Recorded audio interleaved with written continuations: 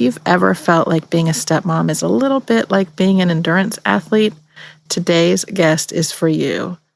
We are talking with an actual endurance athlete and confidence coach about all things stepmom related and how you can apply the same lessons that endurance athletes use to your stepmom life. You're going to really enjoy this one.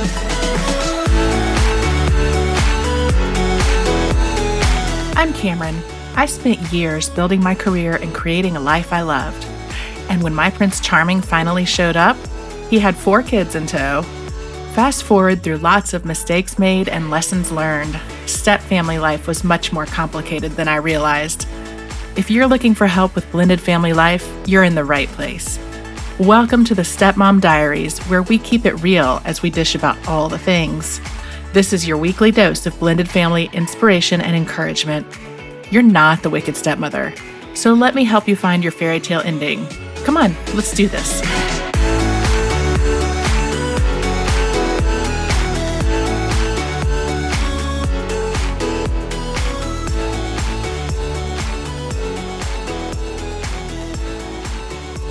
All right, so today we have Sarah Freeman with us, and I'm so excited to talk to Sarah. Sarah is going to be one of our speakers at the upcoming Stepmom Summit, which if you have not gotten on the wait list yet, you need to go right now while you're listening to thestepmomsummit.com and add your name to the wait list so that you will be the first to not only get to sign up for the summit, but hear about anything new that we have coming up, because we always have lots of stuff going on.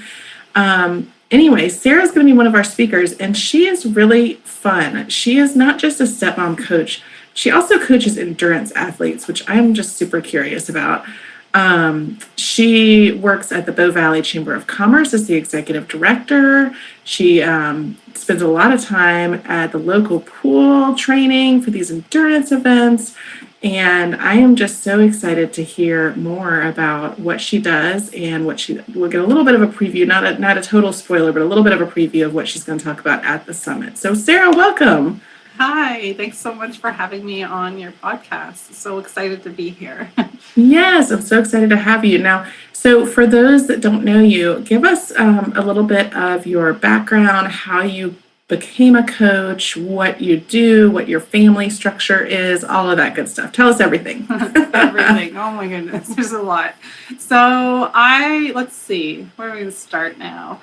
I'm a stepmom. I've been a stepmom for probably about going on 6 years now. I don't have any kids of my own. I have a dog. So I dove into being a stepmom. I was like gifted with these 2 beautiful girls. One is 17 now, and the other one is 9, going into her teens already, I swear. I am also a coach. I'm a confidence coach for women, and I coach a lot of women one-to-one, whether they are stepmoms or if they are endurance athletes as well. So that's something that really lights me up. And I have a couple of podcasts out there, and I have a community podcast I do with 2 other women. Actually, we're just on a pause right now for the summer. And I am an endurance athlete myself. And I've done a couple of events this year, just kind of dabbling in it. We'll see how we get back into things this year. But I just love to swim. Outside of the events and everything, it has been a big part of my life for so long, and it's really helped me through the ups and downs of being a stepmom, or just the ups and downs of life. You know, I find that's like my place where I go to clear my head. So I'm just trying to think. What else do you want to know about me? Well, I love that about the swimming. My husband does that too. He swims during the summer. He'll swim every day. And I think the water just seems to be a really cleansing place for him too, where he kind of lets go of the stress of the day and is able to sort of clear his head. That's really interesting. Do you find that, I think walking can be that way? I mean, what other activities do you talk to your clients who kind of need that? Stress relief. It's all in kind of what lights you up, right? Like, so swimming is my thing. And so other times, it's hopping on a bike, right? I gravel bike too. I am not like an expert by any means. I just like to get outside. I think that is a big part of it, is just being outside and being in like in the wilderness. I mean, I'd be in the middle of it, but just get outside or be around water or paddleboarding, or maybe it's yoga for you or meditation. Like it depends on what lights you up, right? I can say it till I'm blue in the face. You can go and swim or do some endurance sport, but that may not be your jam, right? So you got to figure out what that is. But it's finding something that kind of gets your head out of the day-to-day crazy and lets your mind calm a little bit. Yeah, exactly. So how did you become an endurance coach? That seems like a really unique kind of niche. So it was quite a long time ago. I decided I wanted to try triathlons, so I did. And I dove into that sport just like as an everyday athlete, not as an like elite athlete or anything. And I was just so inspired by all of the other athletes and what they were doing. And I also have ulcerative colitis, so that was a big part of my journey to be able to do something and not, to overcome that, right? So I started with a try, and I moved into like doing a couple of Ironmans and quite a few half Ironmans. And I found like that was a big part of my journey. And I love to coach like adults swimming and see them achieve these little goals and massive goals in their life too, whether it was just, accomplishing doing one length in the pool or signing up for an event, right? So over time, I think that that's how it built, is through my own passion, and then just wanting to share not just the technical side in the pool. It was more of like the heart-driven side and how you can use that in your life off the pool deck too.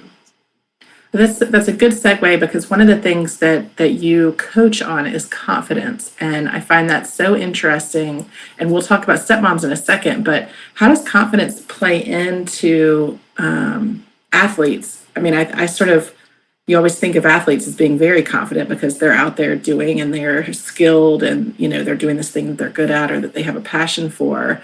Well, what is it? What do they need confidence? What do they need help with? And how do you get them there? And I mean, everybody's different. Everybody has their own thing that they're going through. And I feel like everybody has confidence within them. And sometimes we just hide it or we forget that it's there. And I think that there's different levels of confidence as well. Like I can give you an example right now. Like I'm a confidence coach and I'm leading into an event where I may have to back out. And so it's like, because I have to take care of my body and rest, right? And that is a really hard thing when you get hit with that and trying to overcome things with that. So I'm actually embodying it right now, So I think it's okay to waver in our confidence, but as long as we can pull ourselves up to go to the next, if you choose to go to the next level, right? And it could be just baby steps, but it's being open about things and being consistent in, say, if we're talking about sport, in your sport, right? Whether, or even in being a stepmom, it's choosing to be that consistent person or trying new things or being okay to fail too, right? That's okay. That's where we learn. So, well, that's such an important point, because I think as stepmoms, and I know I've been through this, and I'm just guessing you probably have too, because I think so many of us have this almost paralyzing fear of failure, that you're getting into this situation where these aren't your kids, but you're in this parental role and you're so scared that you're going to do the wrong thing or say the wrong thing or screw these kids up or whatever it is that you're confident. I know for me it was like, I was almost 40 years old, or I think I probably actually was 40, date myself, but when I became a stepmom, and I know like the first time that my husband asked me to pick the kids up from school, I went and I had to, they were in elementary school and I had to check them out. And I was like, are you sure that they'll give them to me? Like, are you sure that I am capable of doing this? And he was like, you're going to be their stepmom in like 2 months. Like, yes, you should be able to pick them up from school. And I was like, oh, okay. This feels weird without you here, and like, I don't know. I mean, I think that some of it is, it's a really difficult journey, I think, for stepmoms and I guess for athletes too. Although I tend to think of athletes as having more innate confidence, but it sounds like everybody kind of needs that push to help maybe just keep moving forward. Yeah, I think so too. Or just, being okay with like, having a shit day, being okay with like not being like, I'm not out there to be the athlete that's perfect, right? And the athletes that I coach, most of them are not like that either. However, it depends on your level, right? If you're coming in and you're like retiring Olympian or something, or elite athlete, there might be something quite different there, right? But I just, I can resonate with what you're saying about picking up kids. Because I remember the time, it was like my first time like driving my stepdaughter. I'm like, are you sure? Like, I don't know if I should be driving her. Like, oh my God, I have to, like, it was all like such a weird like thing for me, because it was like instant kids in my life, right? And taking that massive responsibility, and I was more than fine and capable of doing it, but like, yeah, you take it pretty seriously. Well, and I mean, I remember even like looking into the back seat and thinking, when the first time I was by myself with them, and thinking like, are we going to have enough to talk about? What am I going to talk about with these kids? Like, are they going to be bored with me? I mean, and of course it ends up being fine, because kids are kids. And for the most part, like they're, at least in my case, they were excited about spending time with me and all of that. But it's really frightening. It's scary. It's sort of dealing with fear too, right? Oh, absolutely. And it's moving through those fears, right? It's like pushing yourself to that edge, but then going over that edge to see what it is, because it's beautiful, right? I don't know, on my end, like as a stepmom, I have been so lucky. The two girls have been so accepting of me, but I feel like a big part of that was my husband, and opening that door of always saying, just be you, just be all of you. That's who I fell in love with. And that's kind of the mantra that I've taken into my relationship with my two stepdaughters, is just reminding myself to be all of me. I don't need to be anybody else. So, yeah. Well, and that's a huge point, is I think that, kids are so much more perceptive than we give them credit for. And really, if you just come into it with sincere intentions and be you, because they can tell when you're faking it, Oh, yeah. And it's not always going to go well. I mean, that's a huge point that you made earlier, that like, it's okay to have bad days, and you're going to have bad days. You're going to have days, especially with teenagers, where they're like, oh God, get off my back. I've got a 17-year-old stepdaughter also. Yeah. And with teens, I mean, they have bad days, and it's not always, if they're upset about something, that's not always that it's, you that caused it. So tell me a little bit about your stepmom story. How did you and your husband meet? How did you become a stepmom? What have been, you said that it's gone pretty smoothly, all things considered. What has been your biggest challenge? Tell me all the things. So I'll back it up. Those are all really good questions. So I met my husband on Match.com. And it was funny. I had just been not funny, but I was going through a divorce, and I had then met my husband, and it was like we lived in literally the next town. So it was like meant to be. So That's how we met. And then, we fell in love quite quickly and just became best friends. And he introduced me to the girls really early on, actually. And I just remember them coming through the door and just being so giggly. And then my one stepdaughter, now the 17-year-old one, ran to the bathroom with these giggles, and giggling back. And like she was just so beyond excited to have, a woman, like another woman in her life to influence her. Right? And that's the best sound, a child laughing, like the best sound in the world. Yeah, exactly. So, and it was just good to see her happy. There's definitely been, it hasn't been all sunshine and roses and unicorns the whole time through. I think the biggest challenge for me has been just being able to set a boundary and being able to not take on the things that don't have anything to do with me, with the biological parent. So that's been the biggest struggle for me on my end, but I have worked so hard to move through that, and to up my confidence in that area and to take care of myself. There was a point there where I wasn't taking care of myself as much as I should, because I was like, I just wanted to give all my love to like my stepdaughters, right? But that was evident that was quite important, especially as a coach too. So yeah. So boundaries, that's a really good topic. What are some of the boundaries that you have put into place or that you have counseled that, stepmoms that you've worked with put into place that have been helpful? Because I think, it's taking care of ourselves is difficult enough. Boundaries are part of that, right? Setting boundaries that enable you to maintain your sanity.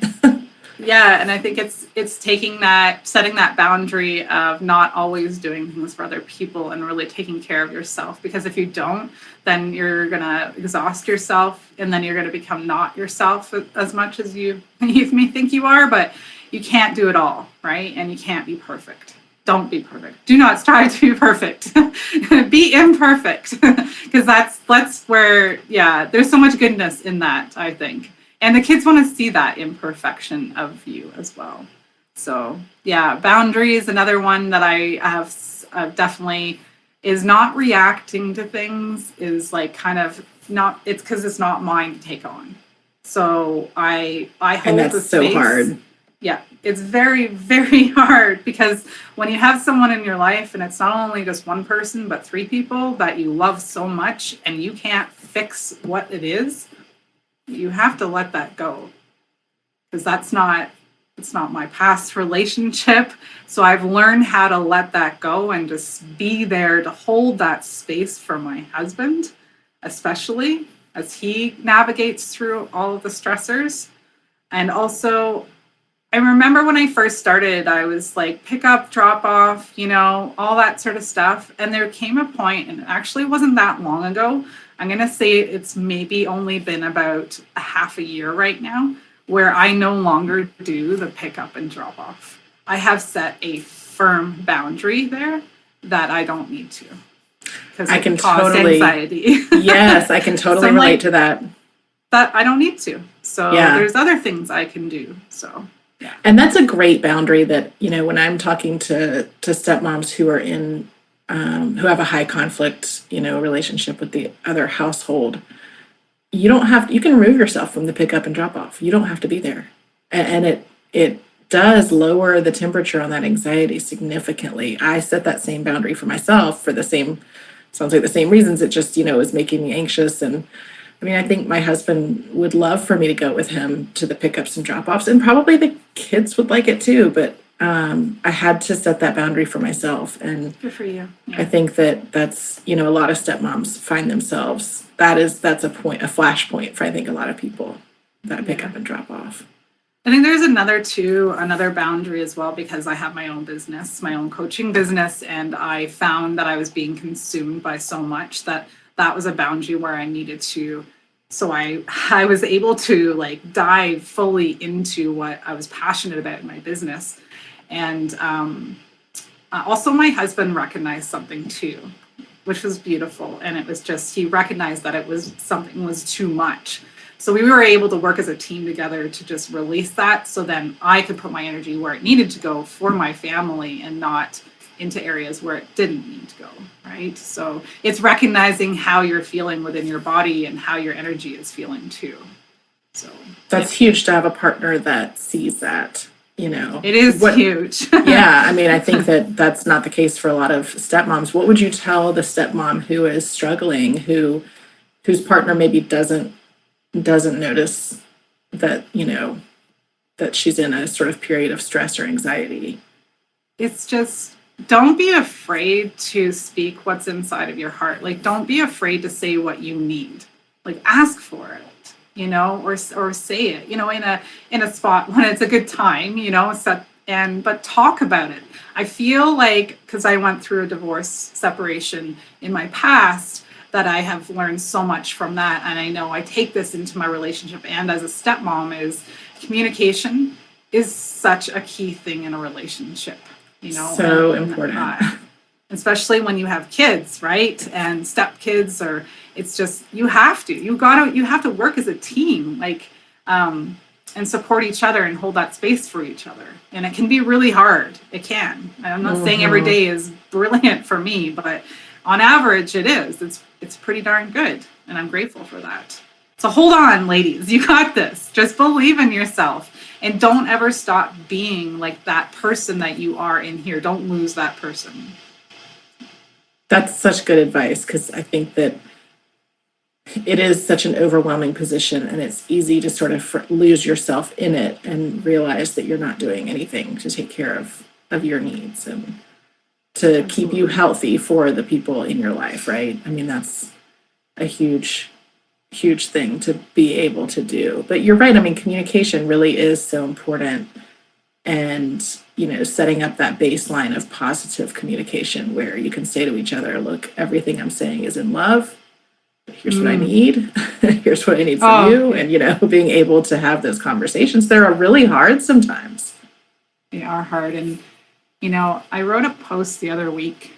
I can't remember everything about it on social media. And it was about like that unconditional love and what your stepkids need and want. And as they navigate through, like, it's not easy. It's hard for them, right? And what they need from us, I'm just talking to stepmoms right now, is like that unconditional love, that stability, the safety. It's like creating that, just being you. I'm not here to step on anybody's toes. I'm here that's what they want. They want to be seen. They want to be heard. I know my older stepdaughter, I can definitely tell you that was one thing that when I started to know her, she's a bit older now, but for her to be heard, like really heard, was a key thing. And holding that space. I keep saying that a lot today, don't I? With the space. But that's so true. And I think it's funny. I was talking yesterday, the day before, to Dr. Patricia Pappernow, who's another speaker at the summit, and we were recording a podcast episode, and she calls it feeling felt. It's important for them to feel felt, like that you really get them. And I liked that. I loved that, feeling felt, Yeah, that's beautiful. And it's not about fixing them. It's nothing to do with that. Like, don't ever take that on. It's like, it's just holding that space and listening. And sometimes they don't even need you to say much, right? Just think about yourself in those moments. You might, there's some moments where we just want to be heard, right? And not fixed or have a solution necessarily. Mm-hmm. So I think kids are very similar too. So. That's so true. My husband has learned with me that, if I'm venting about something, he'll, I'll kind of come to a stopping point and he'll say, okay, do you need me to fix it or do you just need me to listen? I love it. Yeah, that's awesome that you have that. No, I like that too because, my husband likes to fix things too because, you love each other and you want to see each other thrive and be happy and stuff. So yeah, it's a Mars-Venus thing, I think, they like to fix and we like to talk. I think one thing that this is just kind of off the cuff here, but that has come into my life in the last probably year and a half that has helped me see different things in my husband and my older stepdaughter. And I'm not sure if you know much about it, but human design. So I have dove into that a bit, and I don't teach it or anything, but I just did it more to experiment with in the relationship within our home. And it definitely has helped me a lot understand why people do certain things. It's a tool, right? But I've found that really helps understand why people react certain ways or why they're doing this way. It just, it has brought us together even more, even without me telling them about human design fully, right? That's amazing. So tell everybody that's listening, tell our stepmoms a little bit about human design and what it is. Yeah, human design is I'm made up within the energies within your body. I'm not an expert, just to be clear. But for example, I'm a projector. So a projector is someone who cannot work 20 full-time crazy hours and stuff, that needs more rest than they do. They like to be seen and heard and recognized for what they do. But then on the other flip side, I'm just giving you examples right now. So like a manifesting generator is my husband and my stepdaughter, and they are full of energy and like they're go, go, go, right? And it's just, yeah. So it's understanding that balance of like, okay, I actually do need rest, but they need to go out and do what they need to do before they, crash out at night or something. So, but it's just a really interesting thing. So figuring out kind of what your type is. Yeah. Yeah. I love that. And using it as a stepmom, I've definitely used it. I've used it in, why I react certain ways too, and understanding that a bit more, just being curious. And it's just a tool. Yeah. Do you find it helpful? I know I have, just in looking at different personality assessments, like whether it's the, DISC method or Berkman or the Enneagram, and having an idea of sort of what your reactions and natural states and agitated states are and those of your family. Do you find those to be helpful tools? I haven't really, I've definitely used them in the past, but I've never really used them in current time right now. No. Yeah. No. But I could see that they could help for sure. That they do. Like any tool, I think trying out something new is great. So well, because it sounds a little bit like that sort of, figuring out what you each are and then talking about how you interact with each other. And I mean, it sort of sounds a little bit like what you're talking about. You know what I mean? It is a little bit like that. A little bit. Yeah. Check it out. Just check it out for yourself. Yeah, something else to look into. Yeah, absolutely. It's free. If you go on in my Instagram, I have a link in the bio in there. There's a link in there that you can do it for free. Oh, perfect. It doesn't cost anything. So, and then you can find out what it is. And then you just dive as much into it as you want. And there's things on there out in the world. I know I listened to this one podcast, Day Luna, and they are awesome. They have so many good podcasts on there around with parenting and stuff like that. It's super helpful. Oh, great. Well, I will make sure that all your links and everything are in the show notes. So this has been a great discussion. Give us, without spoiling it, tell us, like a 1 minute or 30-second what you're going to be presenting at the summit, because we're excited to hear from you. So what I'm going to be presenting at the summit will be around the confident woman, specifically around being a stepmom and having some tools to take away into your life to, whether you want to choose to level up your game as a stepmom. I'll be telling some stories in there as well. And also I have the different layers of confidence as well. So I'll dive into that as well. But just real life stuff. And I'm hoping that there's some takeaways in there for you amazing women out there that are stepmoms that, after listening to what I have to say as a stepmom, a coach, a wife, as an endurance athlete, that you'll want to up your game just a little bit more and in your confidence. And, as I said in the beginning, it's okay if you waver, but just remember what you learned from that wavering, and taking time for yourself. So, yeah. I love that. I can't wait to watch it. I think that it will help no matter what stage of stepmomming you are in. I think we could all use a little leveling up and a little confidence boost. And I think that is going to be just really interesting and awesome. So, for all of you listening, I will put all of Sarah's links in the show notes. And thank you so much for being here, Sarah. And this was such a pleasure. And I cannot wait to see you in a couple of weeks at the summit. Awesome. Thanks so much for having me. Yeah.